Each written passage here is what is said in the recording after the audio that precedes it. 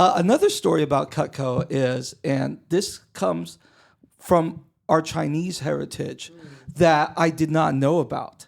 So back when I started, it was in 2010, and I think I sold a home in 2014. And I don't know why. These were my good high school friends. I don't know why I got them Cutco knives and not the 2 or 3 deals before them. I already know where this is going. I got them the Cutco knives. I thought I did an amazing job with the gift. And they told me, Wait, are you really giving them knives? In our culture, that's taboo. It symbolizes severing our bond. hey, Thomas, in the Chinese culture, you actually... Severed the friendship. Yes, you don't gift someone knives because it severs the friendship or severs the luck or severs something. I was like, oh my God. How am I, number one, so un-Chinese right now?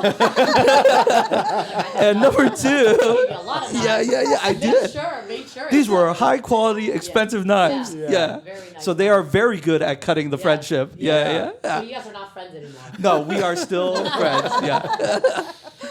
So that was interesting. So I never bought Cutco again after that. You know, actually, in doing the meetings out here, that's one of the it's not just Chinese, it's Indian too. The Indian culture, not all of them, but you know, in some cases, that's the case. Okay. And so it was a more difficult sale out here in the Bay. Whereas in Central Valley, Sacramento, They don't care, no, it's like, They're like, this is good gift. Like, I could use this. Yeah. Right Sure. now. It's practical. everybody loves Cutco. Yeah. Yeah. I don't know if you guys have it personally, but I love mine. Right. Yes. Shout out Cutco. Did you guys want to hear about our stories? Of course. Okay. So how did I join Real? So I'm just going to make it short. And I've been doing real estate for 16 years. And I was with a brokerage starting out. I was there for 5 years. And then I met a realtor that I partnered up with, moved over to KW for 3 years or so. And then I just bounced around brokerages after that. I would just go to a brokerage for a year. I had a team at that point. We had maybe 6 or 7 people.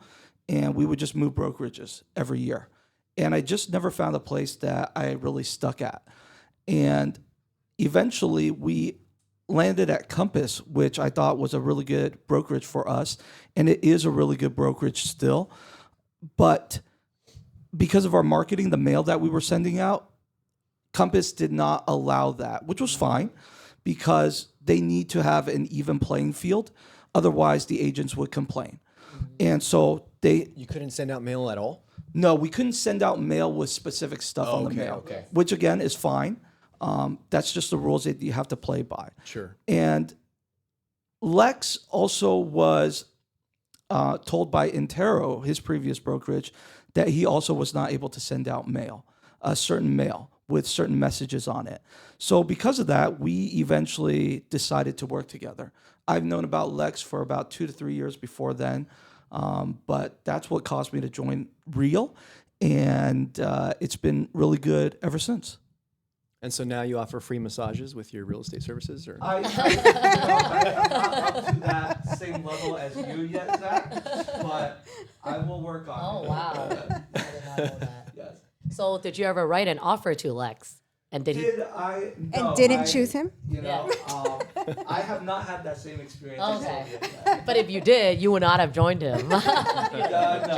Rejected my offer, Lex. We need to have a photo of Lex right here when we edit this video. Right. Yes, he will be here the whole time. Every time we talk about him, His face will pop out in the middle of nowhere like an angel.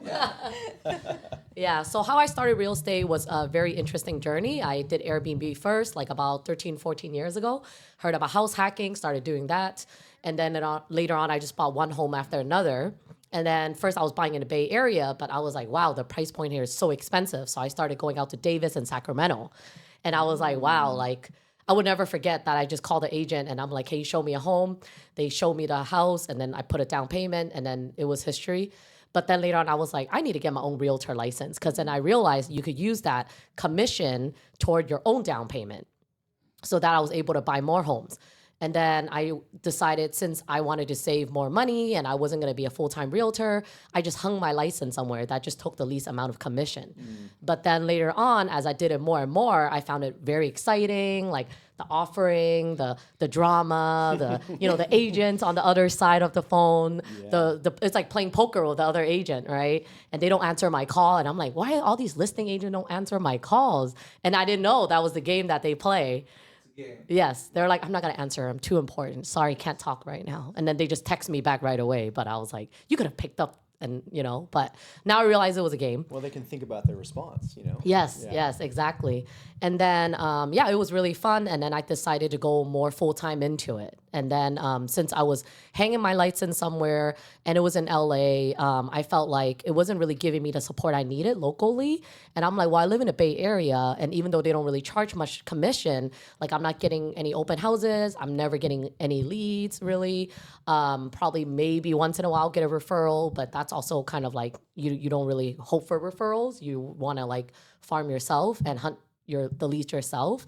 But then, I wanted more support locally. I wanted to know the zip codes and like every realtor and everything. So I just decided to join Real because Thomas did not tell me about Real, but I kept asking him about it. And he's like, okay, I'll tell you about it because we're both in ARIA, an Asian Real Estate Association. So I just kind of asked him about it. And then I was like, what's so good about Lex? I see him everywhere. And then later on, Tommy's never tried to sell me on anything. And then I got more curious. I'm like, wait, he's not selling me on anything. Let me ask him. So I think that's his game. That was the game. That was what he was doing. Don't ask. It's mysterious. It's a mysterious brokerage that you see everywhere. And you see Zach wearing all the merch, but you don't know what it is. It's so mysterious. And then after I joined, I'm like, wow, the culture is so collaborative. It's very... I feel like there's so many ways to make money here.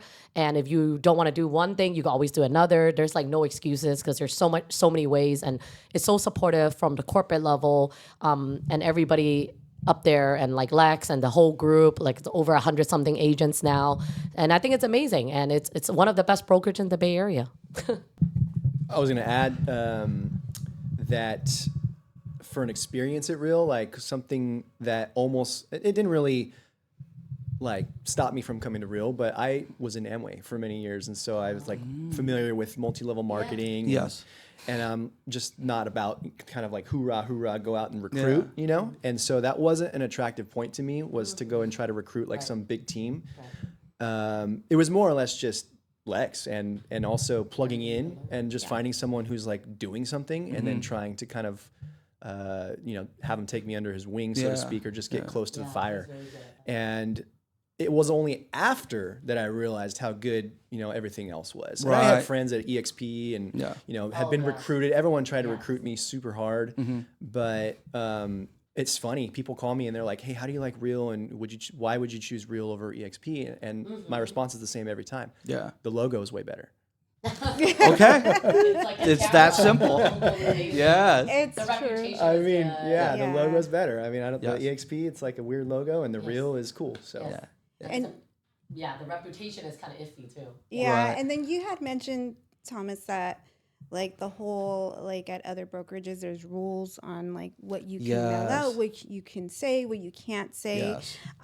Like when I was at Intero, because I also do taxes and real estate, and there was this thing where they would tell me like, you cannot promote your tax business with your real estate, and it was really hard for me. I think that's why I struggled so much, because I felt like I had to keep everything separate. Right.